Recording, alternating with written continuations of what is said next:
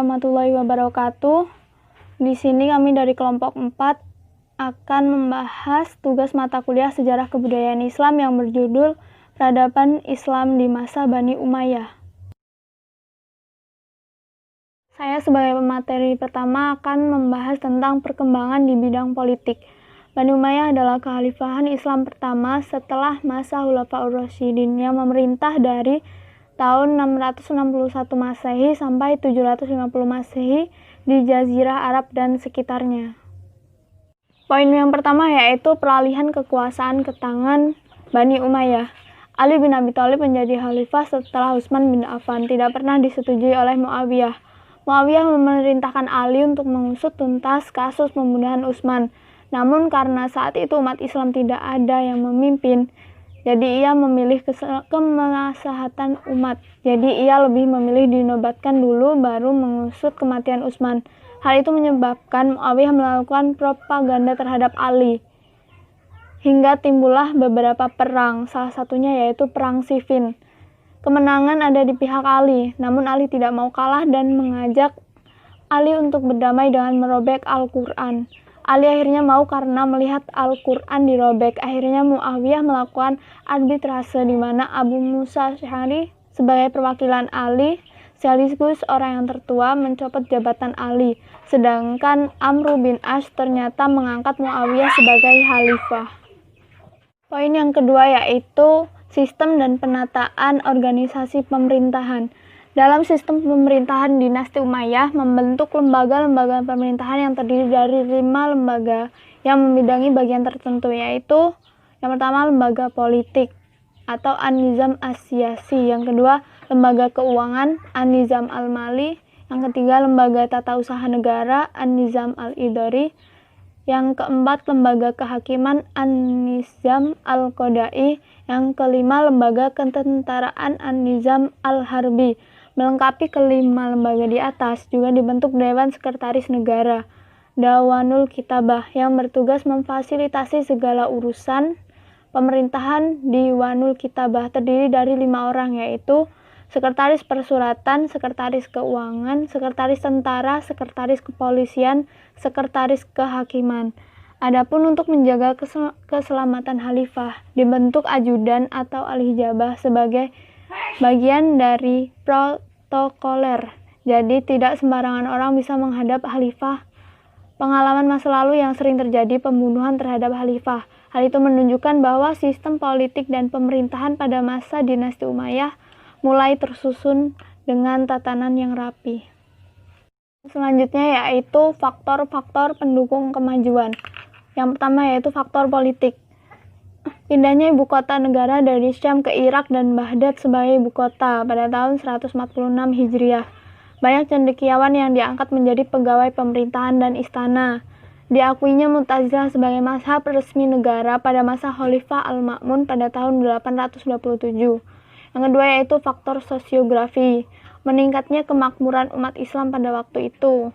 Luasnya wilayah kekuasaan Islam, pribadi beberapa khalifah pada masa itu yang sangat mencintai ilmu pengetahuan sehingga kebijaksanaannya banyak ditujukan pada kemajuan ilmu pengetahuan.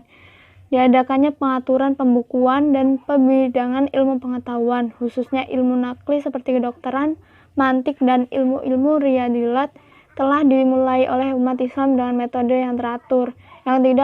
Yang ketiga, aktivitas ilmiah, penyusunan buku-buku ilmiah, penerjemahan, pensyarahan, kemajuan ilmu pengetahuan, kemajuan ilmu agama, kemajuan ilmu-ilmu umum. Selanjutnya yaitu sebab-sebab dan proses perluasan wilayah kekuasaan.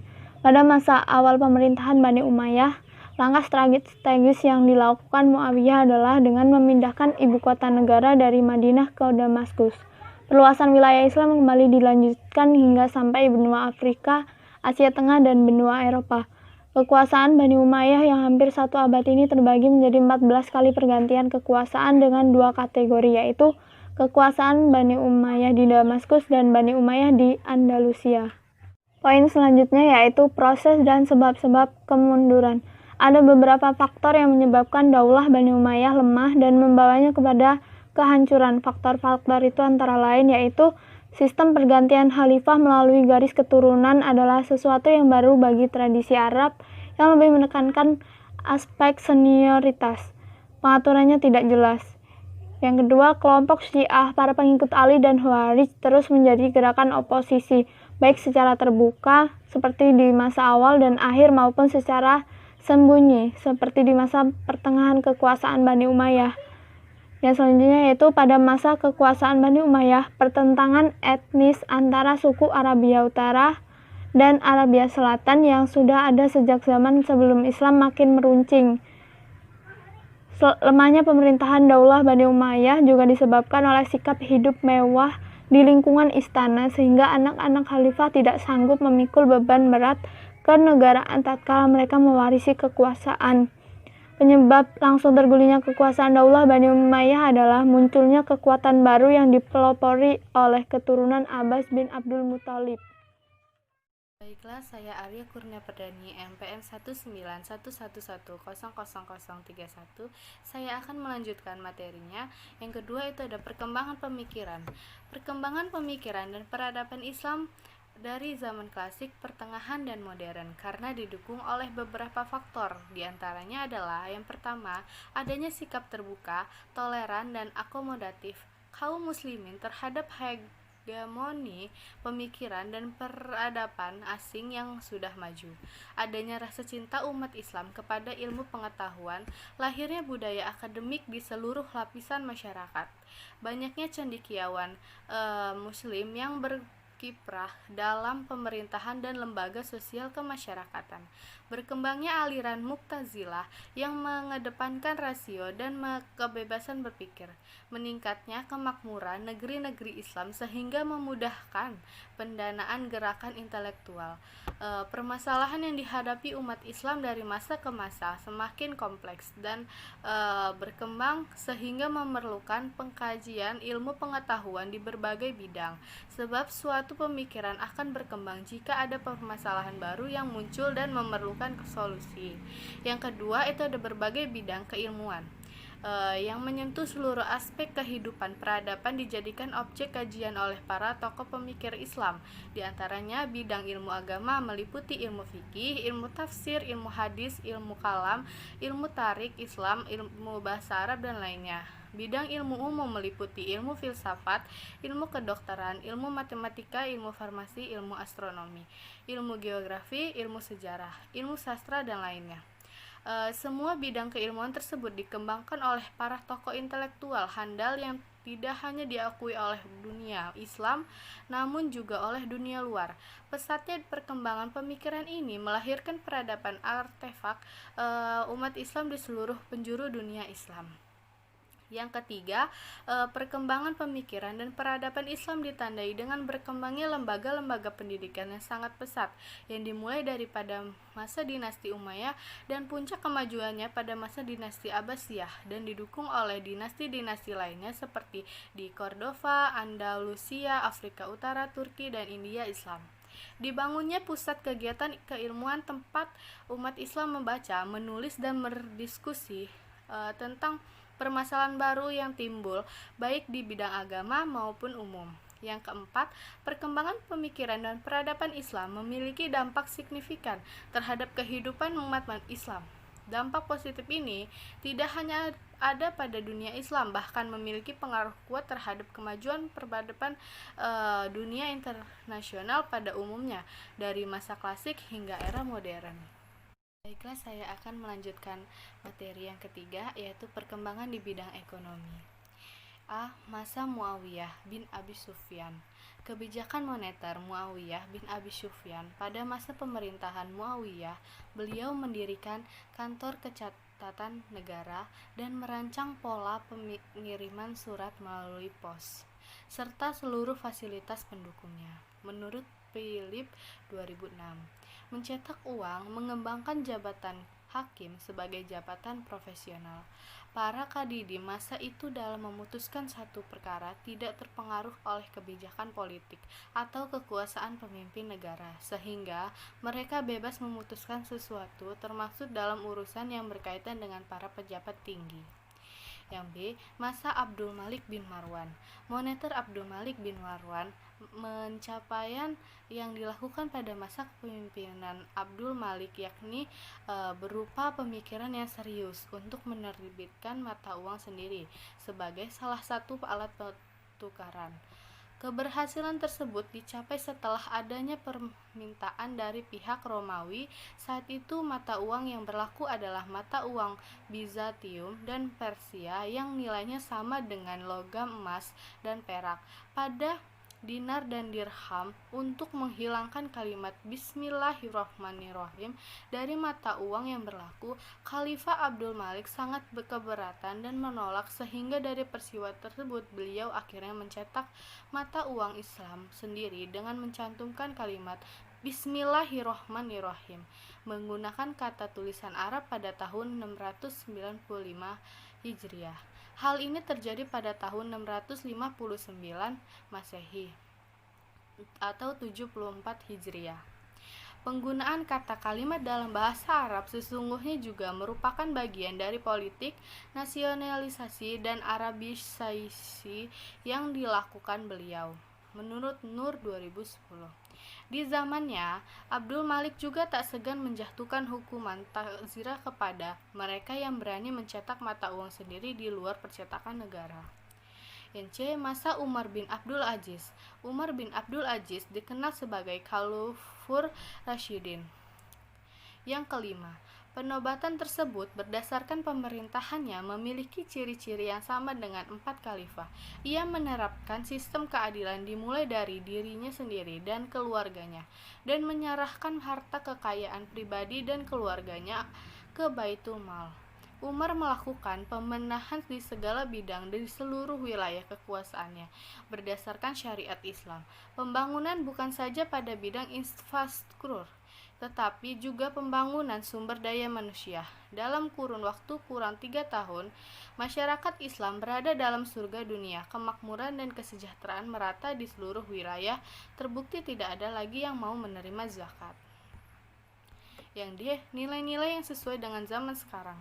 Pada masa dinasti Umayyah, pembangunan perekonomian merupakan salah satu pilar utama yang telah berhasil menginisiasi terbentuknya suatu struktur masyarakat muslim yang tertata rapi, terutama dalam aspek kerukunan antar umat agama yang dilakukan melalui percetakan mata uang khusus, pengaturan ketatanegaraan, peningkatan dan pengembangan jabatan menjadi jabatan profesional seperti hakim, sehingga memperbesar jumlah lapangan kerja bagi masyarakat muslim yang muaranya adalah pada kesejahteraan masyarakat.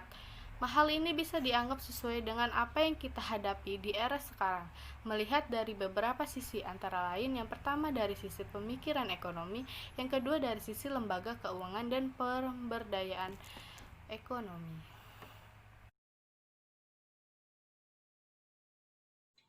Assalamualaikum warahmatullahi wabarakatuh. Saya Dida Cahyani, NPM 1911110051. Saya dari Prodi PGMI kelas B semester 3. Saya dari kelompok 4. Di sini saya akan menjelaskan tentang peradaban Islam pada masa Bani Umayyah. Di sini saya akan menjelaskan tentang perkembangan di bidang ilmu pengetahuan. Pada masa Bani Umayyah, menurut Jurdi Zaidan, itu ada beberapa kemajuan dalam bidang pengembangan ilmu pengetahuan pada masa Bani Umayyah. Yang pertama itu ada pengembangan bahasa Arab. Nah, bahasa Arab pada masa Bani Umayyah itu dijadikan sebagai bahasa resmi negara. Mengapa dikatakan? Karena itu di negara Arab itu dia menggunakan bahasa Arab seperti di Romawi, di Persia atau di lain sebagainya. Kemudian itu ada marbat atau pusat kegiatan ilmu. Marbat itu adalah kota kecil yang didirikan oleh Bani Umayyah sebagai pusat kegiatan ilmu dan kebudayaan. Nah, di kota ini tuh berkumpulnya para pujangga, filosofis, ulama, penyair, dan cendekiawan lainnya sehingga disebut pusat Islam. Terus yang ketiga ada ilmu qiraah. Ilmu qiraah itu adalah salah satu syariat tertua pada masa Bani Umayyah, yaitu seni baca Al-Quran yang telah dibina sejak zaman Khulafaur Rasyidin dan kemudian dikembangluaskan pada masa Bani Umayyah. Pada masa ini lahir para ahli qiraat ternama seperti Abdullah bin Qusair dan Asim bin Abi Nujud. nujud. Terus ada ilmu tafsir. Nah, ilmu tafsir itu adalah suatu ilmu yang untuk memahami Al-Quran sebagai kitab suci. Nah, diperlakukannya interpretasi pemahaman secara komprehensif. Pada masa Bani Umayyah, minat menafsirkan Al-Quran itu bertambah di kalangan Islam. Salah satunya ulama yang membukukan ilmu tafsir pada masa perintisannya adalah Mujahid. Kemudian ada ilmu hadis. Ilmu hadis itu adalah ilmu yang mempelajari hadis secara mendalam, mulai dari pengumpulan, penyelidikan, asal-usulnya, dan lain-lain. Nah, ulama-ulama hadis yang masyhur pada masa Bani Umayyah itu adalah Al-Uzai Abdurrahman bin Amru, terus ada Hasan Basri, ada Ibnu Abu Malikah, dan ada Asa bin Amir bin Surahbil. Selanjutnya ada ilmu fikih.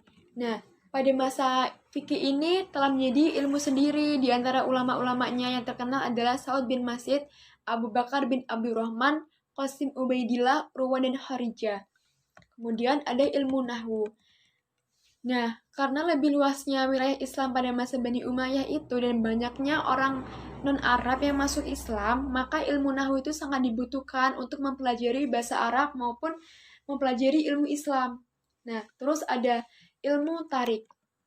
Nah, ilmu ini adalah satu dari ilmu yang lahir pada masa Bani Umayyah, yakni ilmu geografi dan ilmu sejarah. Pada masa inilah ilmu tersebut berkembang dan berdiri sendiri. Ada juga usaha penerjemahan. Untuk kepentingan pembinaan dakwah Islamiyah, terus itu banyak buku-buku dan literatur yang diterjemahkan, seperti buku-buku tentang kimia, astronomi, fisika, kedokteran, dan lain sebagainya. Kemudian ada perkembangan di bidang seni budaya.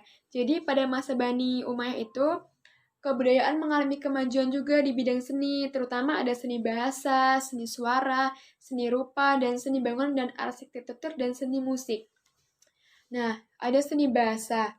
Pada masa Bani Umayyah itu, bahasa itu adalah bahasa Arab. Mengapa digunakan bahasa Arab? Karena dengan penggunaan bahasa Arab itu dibutuhkan suatu paduan bahasa yang dapat dipergunakan oleh semua golongan. Hal ini juga tuh mendorong lainnya seorang ahli bahasa yang bernama Syaibawah mengarang sebuah buku yang berisi pokok-pokok kaidah bahasa Arabnya.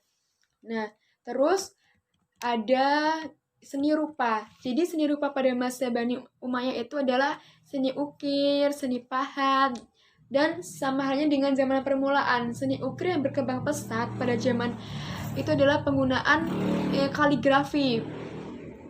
Terus ada juga yaitu seni suara. Jadi pada masa Bani Umayyah itu perkembangan seni suara pada zaman pemerintahan Daulah Bani Umayyah adalah qiraatul Quran, qasidah, musik, dan lagu-lagu yang bertema cinta kasih. Kemudian dia ada seni bangunan. Pada masa pemerintahan Bani Umayyah berpusat pada seni bangunan sipil seperti kota Damaskus, terus kota Dirawan, kota Al-Azhara. Adapun seni bangunan agama antara lain adalah bangunan Masjid Damaskus dan Masjid Kairawan.